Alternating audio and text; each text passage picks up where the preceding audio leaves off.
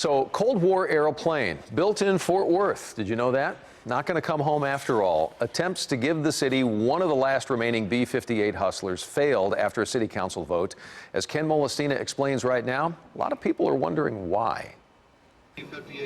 An airplane that absolutely put Fort Worth on the map as a world center for aviation technology. There was nothing like this airplane when it came out. Jim Hodgson, the executive director of the Fort Worth Air Museum, is talking about the B-58 Hustler. Of the 116 built here in Fort Worth in the 1950s, only 8 remain in the country, and up until last week, one of them was headed home. We were stunned, because the day before we had signed the memorandum of understanding with the city.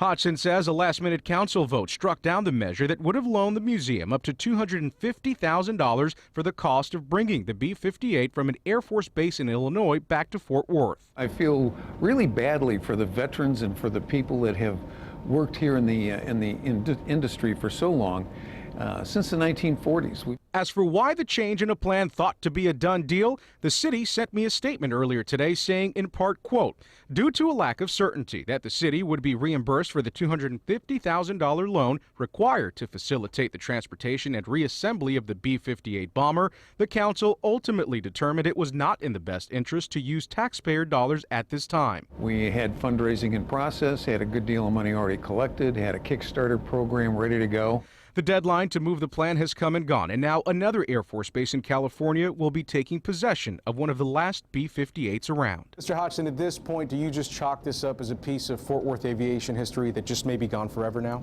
Yeah, it's just one more piece. We've lost the B-36, we've now lost the B-58.